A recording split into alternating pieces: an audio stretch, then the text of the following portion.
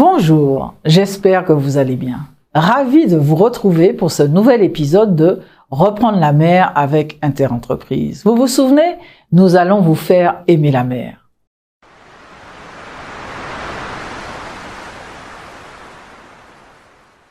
Première actu, l'impératif de décarbonation des filières maritimes et portuaires. Début d'année, le gouvernement français a reçu la feuille de route proposée par les professionnels de ces secteurs pour décarboner leur activité. C'est le résultat d'un travail collectif entre les armateurs, les énergéticiens, les ports, les chantiers navals et nautiques, les équipementiers, les architectes et bureaux d'études, etc. Le tout piloté par la Direction générale des affaires maritimes, de la pêche et de l'aquaculture et le cluster maritime français. Le gouvernement vient de recevoir le même travail, cette fois réalisé par les acteurs du transport routier. Il lui revient désormais de prendre des arbitrages nécessaires afin que la décarbonation soit réelle tout au long de la chaîne logistique, sans rupture de charge entre la mer et la terre. Ce travail s'inscrit dans le cadre de la stratégie nationale bas carbone qui oblige chaque filière à recenser les leviers de décarbonation, les freins à lever, les actions à mettre en œuvre et les axes d'évolution des politiques publiques. Pour le secteur maritime et portuaire, une dizaine de scénarios sont donc proposés avec 7 plans d'action déclinés en 34 mesures. Ils vont du développement des navires zéro émission à la production, au stockage, au transport et à la distribution d'énergie décarbonée jusqu'à la décarbonation des ports, etc., etc. Nous y reviendrons. Le coût de ces mutations indispensables est estimé entre 75 et 110 milliards d'euros sur une période allant de 2023 à 2050. Pour être encore plus précis, le secteur maritime et portuaire supportera un surcoût annuel lié à cette transition d'1 milliard d'euros à partir de 2025, de 2 milliards d'euros en 2030, de 6 milliards d'euros vers 2040 et de 10 milliards d'euros en 2050. Des chiffres qui donnent le tournis, mais il n'y a pas d'autre alternative pour demeurer dans un monde vivable. Seconde actu, le financement des flottes de pêche outre-mer. Alors qu'il venait d'annoncer un plan ambitieux de redynamisation de la filière pêche en Guyane, Hervé Berville, secrétaire d'État à la mer, a été percuté par une décision qu'il n'a pas vu venir de la Commission européenne, celle de ne pas renouveler la possibilité pour l'État français d'aider au renouvellement des flottes de pêche outre-mer. En effet, depuis 5 ans, la France avait obtenu cette dérogation pour ses régions ultrapériphériques. On arrive donc en période de renouvellement de cet accord et la sentence est tombée de la Commission au motif que, je cite, « l'inconséquence des données fournies par la France sur l'évaluation des populations de poissons, l'état de la ressource outre-mer et des bonnes applications de cette dérogation. » Fin de citation. C'est l'Ifremer qui devait assurer cette mission d'évaluation. Visiblement, il y a eu des couacs et des ratés, notamment à cause d'un manque de concertation avec les collectivités et les professionnels locaux. Les présidents des régions ultra-périphériques sont donc vent debout contre l'État vers l'Union européenne pour tenter d'inverser cette décision qui tombe mal pour cette profession artisanale. À suivre donc. Maintenant, notre invité. J'ai le plaisir de recevoir aujourd'hui Jean-Rémy Villageois, président du directoire du Grand Port Maritime de la Martinique. Je le reçois après Jean-Pierre Chalut, son homologue du Grand Port Maritime de Guadeloupe. Actualité foisonnante autour de ces équipements structurants. Détail avec un homme rare dans les médias.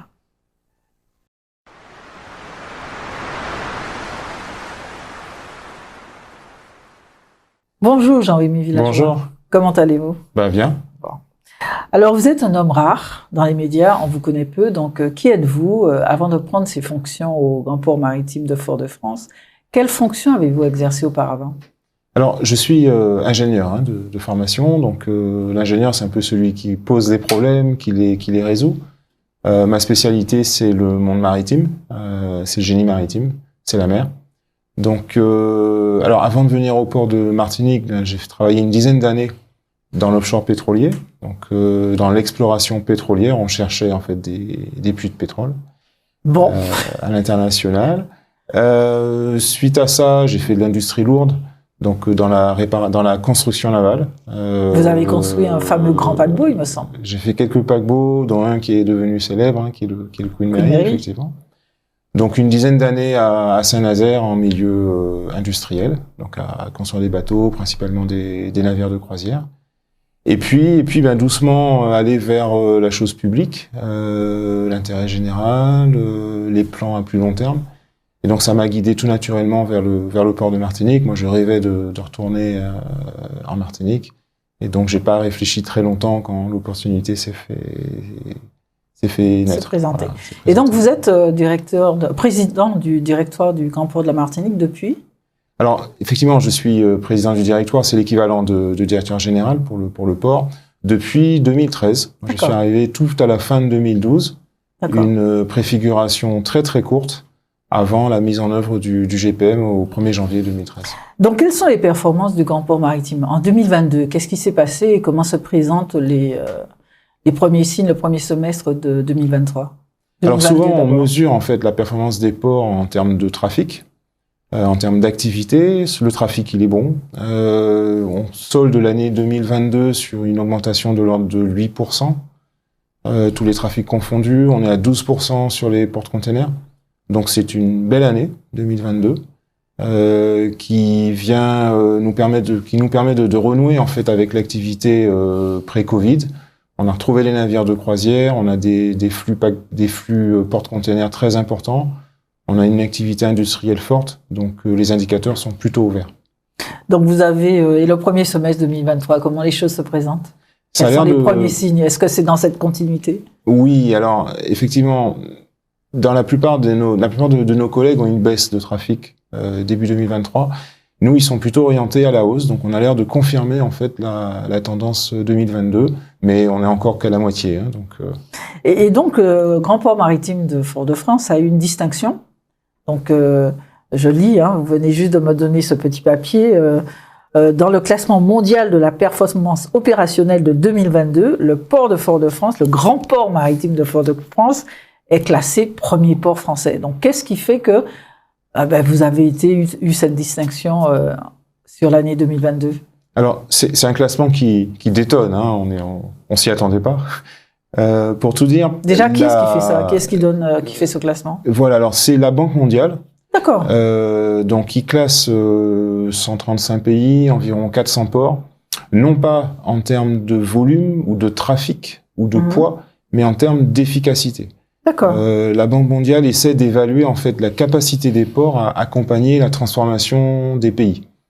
Donc en se disant un port où on attend peu, où c'est efficace, où il y a une bonne politique de prix, où les gens sont servis dans le bon ordre, participe mieux à l'économie du territoire qu'il dessert. Ça permet de mettre les choses en perspective. Donc on mesure pas la force du port ou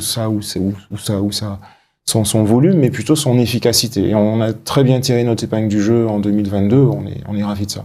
Et vous étiez toujours dans ce type de classement? C'est la première fois que le port de la Martinique se retrouve classé? Alors, c'est la première fois qu'on se retrouve classé aussi haut. D'accord, aussi haut, d'accord. Ça, c'est très clair. C'est un classement où on trouve quand même les ports chinois en première tête. Hein. Le premier, c'est un port chinois, comme quoi ils savent être gros, mais aussi efficace. C'est un port qui a réduit de 3 heures. Hein. C'est délais d'escale, donc c'est exceptionnel. On retrouve quelques ports européens, on retrouve beaucoup de ports d'Asie, et puis on est premier en fait des ports français, on est aussi premier des ports caribéens. Ça c'est important. Rouleau bravo à toute la communauté portuaire, parce que généralement on entend des choses pas très sympathiques sur la communauté, certains acteurs sont décriés, donc visiblement ils savent travailler et faire les choses très bien quand il faut alors. C'est source de satisfaction, mais c'est un succès qu'on partage. C'est-à-dire que la réussite, c'est pas seulement celle du Grand Port Maritime, c'est celle du port, des acteurs, des salariés. C'est toute la chaîne. Hein. On dit souvent une chaîne. Enfin, le port, c'est une chaîne logistique. Et d'ailleurs, l'indice, c'est un indice de performance logistique. Et donc, doivent se reconnaître dans cette performance les gens qui font le remorquage, les gens qui accompagnent les bateaux, les dockers, les portiqueurs, tous les agents, en fait, tout le milieu qui tourne autour du port, ça va jusqu'au temps de passage des camions entre les entrées et les sorties.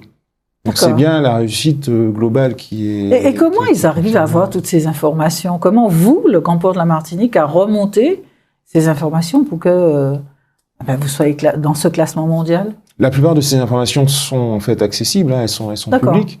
On parle de dématérialisation des données. Donc voilà, on remplit des bases de données, c'est accessible au travers des systèmes experts. Et donc voilà, on sait qu'un camion à Fort-de-France, il passe 35 minutes entre l'entrée et la sortie. On sait que voilà, c'est des choses qui sont connues et qui sont... D'accord. Enfin, en tout cas, comme je disais tout à l'heure, rouleau bravo, déjà pour cette performance en 2022.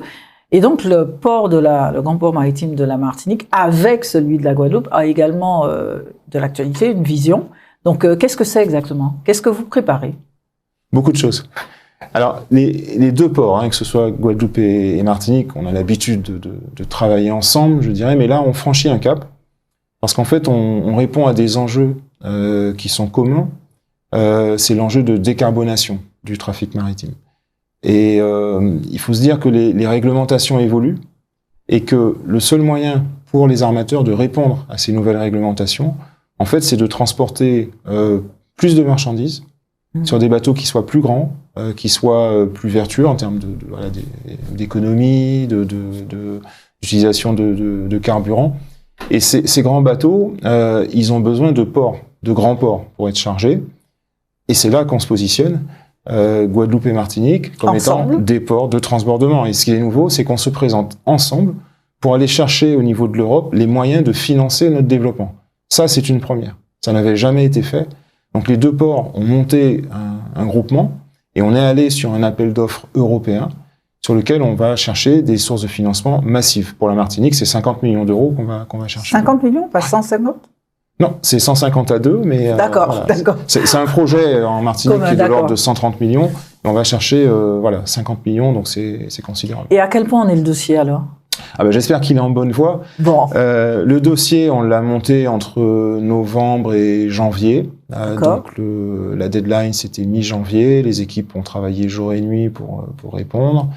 Et donc depuis, on attend patiemment les résultats, en expliquant aussi à l'Europe que les choses avancent. Donc du point de vue de Fort-de-France, on a obtenu les arrêtés dérogatoires, les marchés sont prêts à être passés. Donc c'est un projet qui est mature, qui est prêt à être lancé et qui demande simplement une confirmation de financement, confirmation qu'on attend pour la fin du mois de juin. Et donc, qu'est-ce qui s'est passé entre là? Effectivement, vous venez de me dire que vous avez préparé de manière à être dans les starting blocks, mais les politiques ou ceux qui sont au courant, qu'est-ce qu'ils devaient faire? Par exemple, M. Bruno Le Maire est récemment passé. Est-ce qu'il peut un peu montrer l'intérêt de la France pour un tel projet au niveau des instances européennes? Qu'est-ce que vous attendez comme soutien particulier de ce genre d'acteurs? Alors, je crois que toutes les parties prenantes, que ce soit la collectivité territoriale de la Martinique, de la Guadeloupe également, de la Guadeloupe. Donc, Serge Letchimy a affirmé son soutien au port, au développement portuaire, parce que le port contribue au développement de la Martinique. Donc, voilà, pour de très bonnes raisons, en fait, le port est très lié, en fait, au développement de la Martinique. L'État a aussi manifesté son soutien. Donc, Bruno Le Maire a tenu à renouveler le soutien à la fois pour le port de la Guadeloupe et de la Martinique dans sa réponse aux enjeux de décarbonation du trafic maritime. C'est essentiel. Donc, autre actualité pour le port de la Martinique. Vous avez aujourd'hui dans votre périmètre un nouvel espace maritime qui est le port du Roubert. Donc, qu'est-ce que ça veut dire exactement? Donc, pourquoi faire? Quelle est la vision avec cette extension en quelque sorte? Le port du Roubert, il vient concrétiser en fait des études qu'on faisait depuis un certain temps. Ça tend à démultiplier nos efforts et à nous rendre beaucoup plus communicants en fait avec le territoire qu'on dessert. C'est pas simplement le port de Fort-de-France, c'est le grand port maritime de la Martinique. Il y a des enjeux de développement sur la côte atlantique et donc il était normal que le port s'y intéresse. C'était déjà un espace maritime. Il y avait déjà une activité sur le port du Roubert. Il y a un trafic maritime limité, mais il y a un trafic maritime au Roubert. Il s'agit dans un premier temps de le rendre pérenne et donc de s'assurer que ce trafic ne cause pas de difficultés au niveau de l'environnement, qui peut être fait de façon régulière, organisée, et c'est ça le rôle du port, c'est ça notre compétence. Donc on a mis nos équipes sur la capitainerie ou du développement. On a fait un certain nombre d'études, on a fait une étude très très détaillée sur les fonds marins pour s'assurer que le trafic existant ne posait pas de problème à l'environnement. Et c'est sur cette base qu'on a convenu d'y aller non seulement pour sanctuariser ce trafic, mais surtout pour pouvoir le développer au service du développement antillais. Quelle est votre vision avec ce nouveau port, ce port secondaire? L'objectif de ce port, alors c'est pas un port secondaire, c'est un port de plus petite taille, c'est une infrastructure plus réduite. Il a quelle surface à peu près? C'est très réduit par rapport à Fort-de-France. On est sur on est sur un front d'accostage de quelques centaines, de quelques dizaines de mètres. On est sur des surfaces extrêmement réduites, mais avec un potentiel de développement important. Et donc, c'est en gros le port. L'objectif de ce port, c'est de pouvoir rayonner avec la Caraïbe. C'est de compléter l'action de Fort-de-France. Donc, un port de cabotage, je crois, en quelque sorte. Ça peut être un port de cabotage, ça peut être aussi un port, c'est un port international, donc il est capable de recevoir du trafic international. C'est là que ça devient intéressant. Il était déjà de capacité internationale, enfin de structure internationale. Il recevait déjà des... Il recevait des trafics venant de l'international. Mais là, il va pouvoir le faire de façon tout à fait régulière, tout à fait officielle, avec les infrastructures qui vont bien, qui méritent. Voilà. Donc, quel investissement sur ce nouveau port? Alors, le premier volet d'investissement, c'est de l'ordre de 2 millions d'euros. D'accord. Donc ça, c'est pour permettre d'opérer les navires actuels dans des conditions correctes, régulières, c'est-à-dire sur des quais, Voilà, c'est des quais. Alors, c'est des quais à faible empreinte environnementale, c'est des choses qui sont flottantes, c'est des dispositifs adaptés. C'est aussi des dispositifs de façon à sécuriser ce trafic. Donc, il y a de la sûreté, il y a de la sécurité, il y a un périmètre à établir. Ça commence déjà par ça. Et puis, il y a des études à mener avec la collectivité, avec la mairie du Robert, avec les industriels, avec les entrepreneurs pour voir quel type de trafic répond en fait aux besoins. Et c'est là où on va se positionner. Toujours dans la zone, vous étiez récemment en déplacement au Brésil avec le président du conseil exécutif de la collectivité territoriale de Martinique, on va y arriver. Et donc, pourquoi ce voyage et avec quels résultats? Alors, la mission Belém, c'est la mission dans l'état du Pará. Moi, j'ai répondu très rapidement à l'invitation de Serge Etchimi. Il s'agissait d'accompagner une mission, d'accompagner une équipe Martinique dans laquelle il y avait effectivement des acteurs politiques, mais il y avait aussi des acteurs industriels, des entrepreneurs, à la fois dans l'agriculture, dans l'industrie, de façon à voir qu'est-ce qui est possible de faire. C'est avant tout une mission qui permet de réaliser une vision. C'est-à-dire qu'on quitte le domaine de la vision ou de la stratégie. On va voir des gens et on vérifie comment développer. Donc on passe en fait du côté pratique des choses. Et pour ça, la mission a été un plein succès, parce que ça nous a permis de rencontrer des industriels, des agriculteurs, des entrepreneurs, des gens qui font de la logistique, de détecter des produits qui peuvent être importés en Martinique, soit pour diversifier nos voies d'approvisionnement, donc pouvoir s'approvisionner de façon plus raisonnable, moins chère, avec un bilan carbone plus adapté, mais aussi d'importer des produits nouveaux, de les transformer, donc avec une capacité de transformation locale, donc de développement industriel, et pourquoi pas d'aller encore plus loin vers de la réexportation. Donc on a travaillé à la fois sur l'agriculture, l'industrie, mais aussi sur la logistique. Par exemple, sur quel type de produit? Alors je vais pas dévoiler tous ces produits parce que c'est pas au port de développer ça, mais le port est au service des industriels. Ok, mais par exemple, est-ce que il y a déjà des bateaux entre Belém et la Martinique? Est-ce qu'il y a qu'est-ce qu'il faudrait imaginer s'il y en a pas? Enfin, quelle est la situation pour vous, professionnels du transport? Alors c'est ça l'intérêt, c'est d'aller au-delà. Il n'y a pas encore de navire entre Belém et Fort-de-France. Il y a une liaison aérienne. Et donc, on est allé voir comment mettre en place des liaisons maritimes. Mais surtout, sur quelle filière et quels produits. C'est ça l'essentiel. Vous pouvez mettre des bateaux, mais s'il n'y a pas d'intérêt pour un industriel ou un importateur de le faire, les marchandises vont rentrer puis vont repartir. C'est pas ça qu'on est allé chercher. Et c'est ça tout l'intérêt d'y aller ensemble, c'est que cette équipe Martinique a détecté plusieurs produits, que ce soit de nature industrielle, semi-industrielle ou de nature agricole, qui pourraient être transformés pour la consommation locale et qui pourront être transformés ou packagés pour de la réexportation. Donc on a vraiment travaillé à la fois... Et quelle est la suite maintenant alors, sur ce genre de premier contact très intéressant? La suite, elle est déjà en place en fait. Comme je vous disais, il y a eu l'approche donc des milieux industriels et agricoles, mais le soir, quand on travaillait, on était déjà à regarder quelle filière, comment, sous quelles conditions. Donc, il y a des réunions, on a des réunions, enfin, l'équipe qui est allée là-bas, donc on se voit régulièrement, on agglomère de nouveaux partenaires à cette première mission, on va dire, exploratoire, et surtout, quelques industriels vont lancer des business plans, donc des analyses beaucoup plus précises, pour vérifier, s'assurer de la rentabilité, de l'intérêt, au-delà, voilà, de la déclaration. Mais donc les travaux ont déjà commencé. L'objectif, c'est projetons-nous dans un monde parfait. S'il y a effectivement un volume qui apparaît, il n'y a pas de bateau. Qu'est-ce qui se passe? Les bateaux sont prévus. Ah, d'accord. On a un alignement de planète.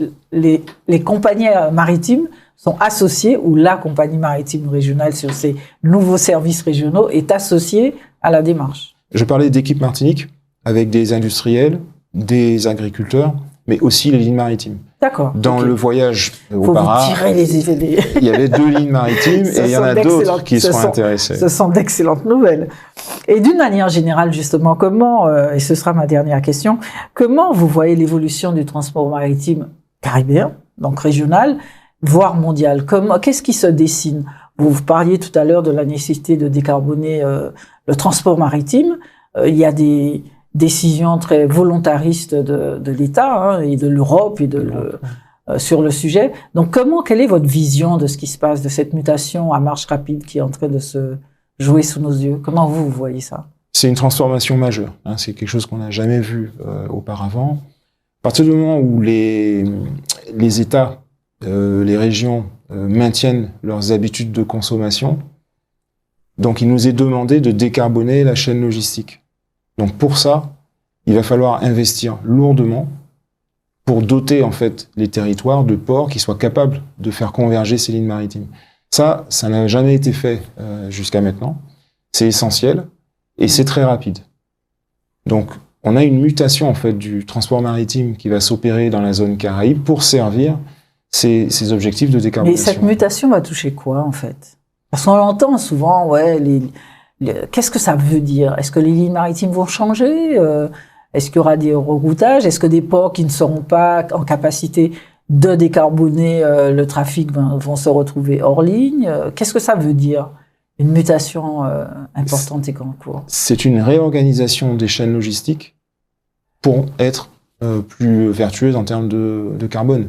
Donc c'est l'émergence de ports plus grands, sur lesquels vont pouvoir converger des navires de plus petite taille, remplir les gros bateaux qui vont faire les trades en fait entre les continents. C'est ça qui se dessine actuellement et c'est déjà en marche.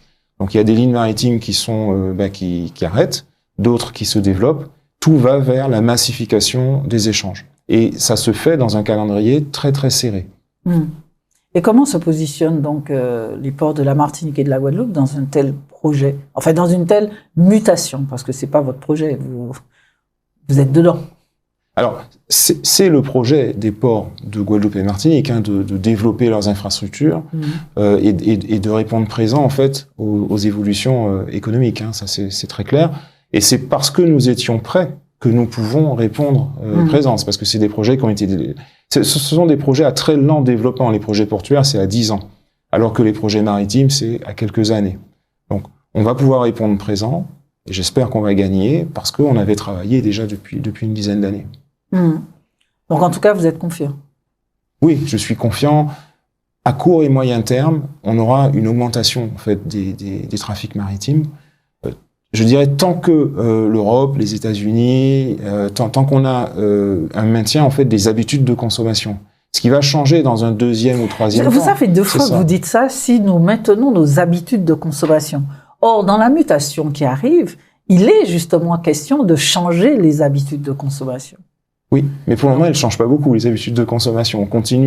L'Europe continue à importer des fruits et légumes frais. L'Europe veut décarboner sa chaîne logistique, mais il n'y a pas de changement de mode de consommation. Donc ça, ce sera la deuxième révolution, ce sera un peu plus tard. D'accord. En tout cas, merci infiniment de cet échange. Ravi d'avoir insisté pour vous rencontrer parce que je pense qu'effectivement vous avez une vision que vous partagez avec votre collègue Monsieur Chalut. À très bientôt et puis nous allons continuer à nous intéresser encore plus à ce qui se passe dans les deux grands ports de la Guadeloupe et de la Martinique. Merci infiniment. Je vous remercie.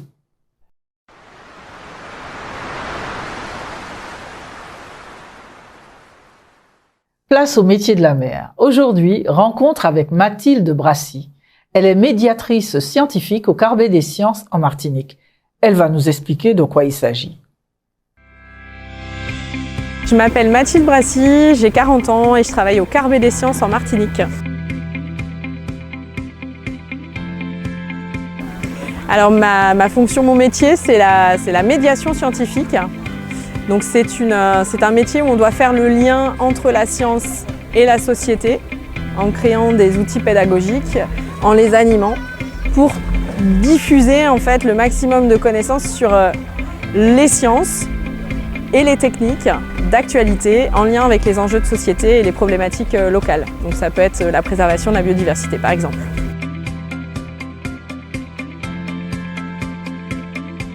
En 80% de notre métier, ça va être le milieu scolaire. On fait beaucoup de formations aussi auprès des professionnels. Donc, par exemple, dans le domaine de la biodiversité, ça va être les collectivités parfois qui ont besoin d'être formées sur certains sujets. Le domaine de la mer, donc les professionnels de la mer, on peut les former aussi sur la biodiversité marine, sur des espèces en particulier, par exemple les iguanes. Voilà, des sujets comme ça qui sont importants, sur lesquels ils peuvent participer à préserver aussi dans le cadre de leur métier.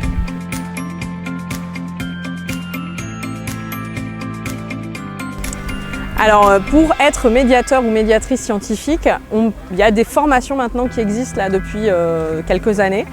Donc spécifiquement dans la communication scientifique où on disait à une époque la vulgarisation scientifique. On peut aussi ne pas avoir fait ces formations et être simplement scientifique de formation, donc c'est mon cas. Je suis biologiste marin et j'avais le goût de transmettre, donc je me suis orientée vers ce métier.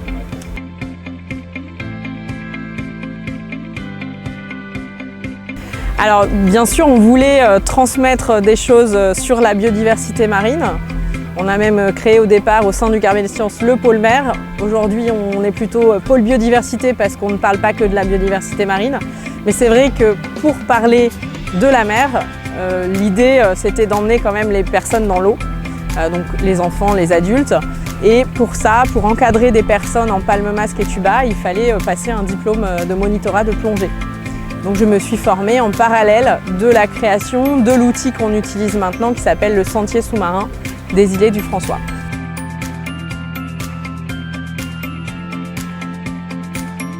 Alors le sentier sous-marin, en fait, c'est un parcours balisé de 800 mètres aller-retour, balisé avec des bouées pour interdire la navigation, le mouillage, et puis des bouées stations sur lesquelles on peut s'arrêter, faire des pauses et discuter quand vous êtes encadré par justement le médiateur scientifique du Carbet des Sciences.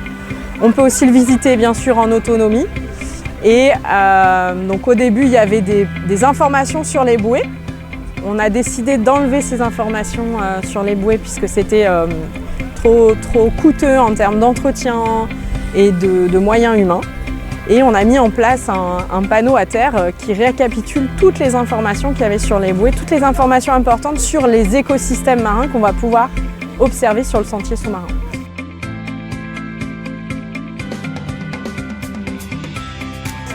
Alors le sentier, il a été balisé, installé fin 2013. Donc cette année, il fêtera ses 10 ans.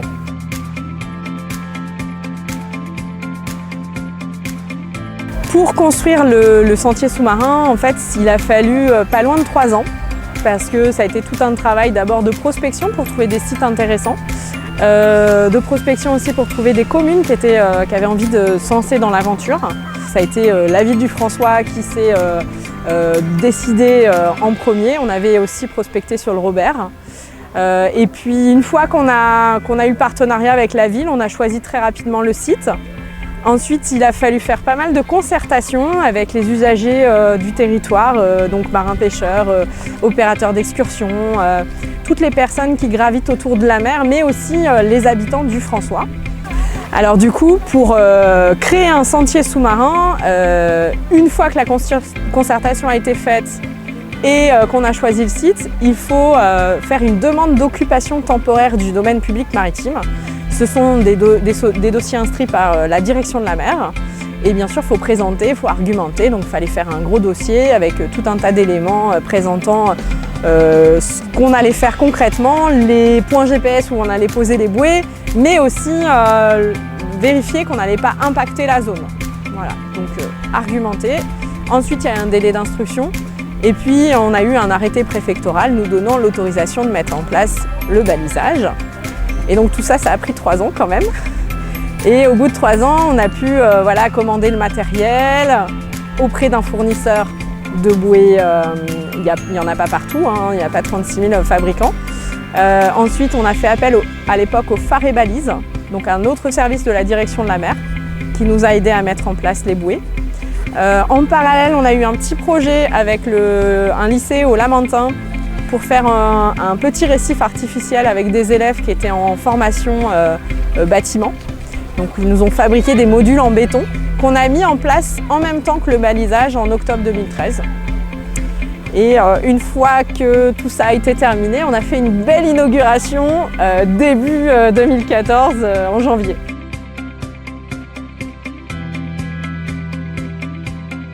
Sur le récif artificiel, en 10 ans, il y a eu beaucoup de vie autour, bien sûr. On l'a un petit peu aidé au début, puisque dans l'année qui a suivi, donc en 2014-2015, on a mené un petit projet, on a essayé de créer des clubs mers au sein des établissements scolaires secondaires du François. Donc sur le François, il y a le lycée La Jetée et il y a 2 collèges, collège Trianon et collège Adonai. Donc on avait un groupe de 30 élèves sur les 3 établissements qu'on a suivis, qui sont venus avec nous 3-4 fois sur le sentier sous-marin. Et on a mis en place avec eux des boutures d'éponges qu'on avait déjà sur le sentier, sur le récif naturel. Et donc ces boutures aujourd'hui, elles sont toujours là, elles ont poussé et bien sûr ça a favorisé la venue des petits poissons et puis la fixation des coraux, etc.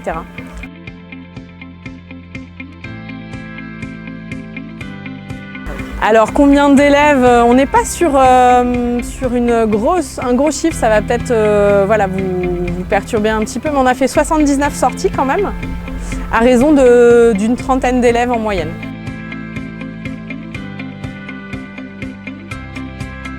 Maintenant en Martinique, à l'échelle de la Martinique, il y a d'autres sentiers sous-marins que celui des îlets du François. Il y en a un au Cap Salomon aux Anses d'Arlé, qui est dans un peu la même configuration qu'ici, dans une zone où il faut quand même être bon nageur. Donc si vous estimez que vous n'avez pas les capacités, n'y allez pas tout seul. Demandez une visite guidée au Carnet des Sciences. On est en train de se poser pour réfléchir, pour développer les visites guidées en dehors du milieu scolaire. Ensuite, on a un sentier sous-marin qui est beaucoup plus accessible aux Anses d'Arlé. Donc c'est le parc naturel régional qui s'est occupé de mettre ça en place au niveau du bourg. Et puis un sentier un peu différent sur le Nord Caraïbe, à Lens-Turin. C'est un sentier où aussi on a participé, Carnet des Sciences, pour le travail de reconstitution historique, parce que là c'est une épave qui est au fond de l'eau et elle a une histoire, cette épave. Et du coup il y a un panneau à terre aussi expliquant l'histoire de l'épave. Et c'est un sentier où du coup c'est un petit peu plus profond, ça va jusqu'à 8 mètres de profondeur, mais quand la mer est bien calme, on voit très bien depuis la surface les morceaux d'épave et la vie qui s'est fixée dessus, puisque du coup là aussi c'est un récif artificiel avec ce bateau à coque en fer qui a coulé au fond de l'eau.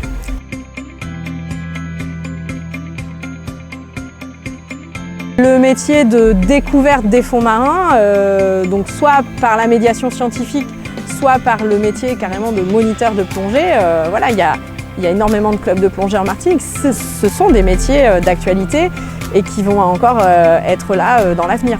Donc oui, c'est intéressant de se tourner vers la mer.